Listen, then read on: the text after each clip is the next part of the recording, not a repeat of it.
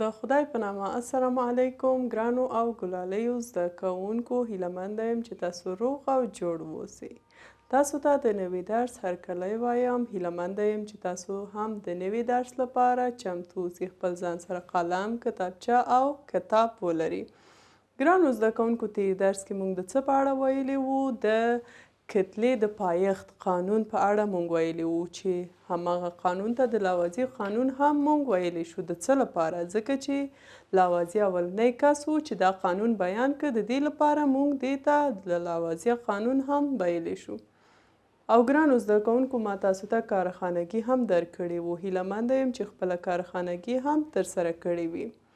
زموږ نوې موضوع چې موږ یې غواړو د هغه په اړه ووایو هغه ده د مادې فزیکي حالت اغیزه د موادو په حل کیدلو کې.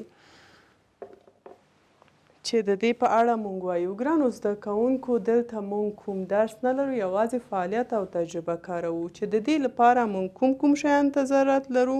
ښه ګرانو زده کوونکو د تجربې لپاره موږ دوه بیکر لرو چې په دواړو کې اوبه ده. خالص اوبه یعنې کوم شی ګډ شوی نه ده، مکس شوی نه ده.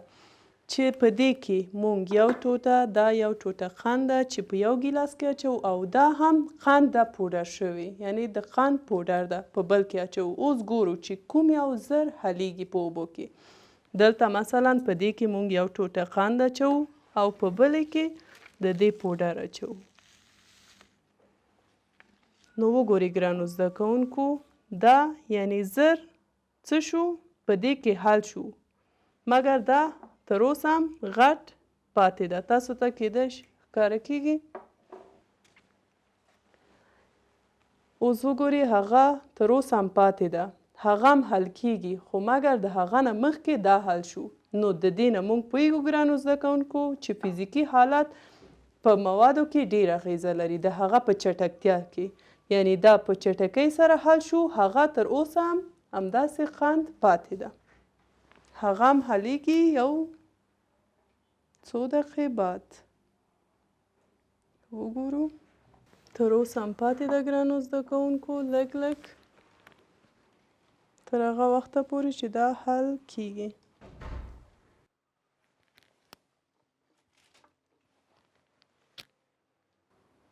تر اوسه هم پاتې ده ګرانو زده کوونکو. وګورئ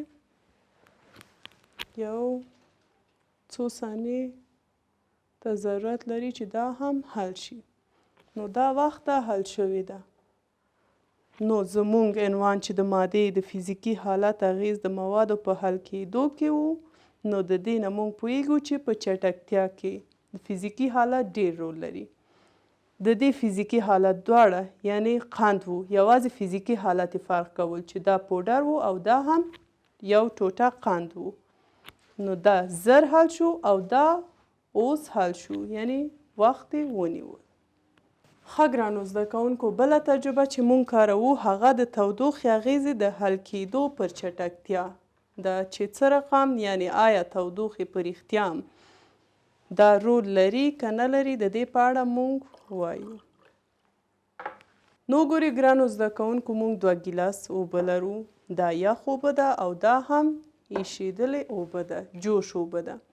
په دې دواړو کې موږ بوره اچوو، یو اندازه بوره اچوو، مثلا یوه کاشوغه. په دې کې هم په دې کې هم ښه ښوروو.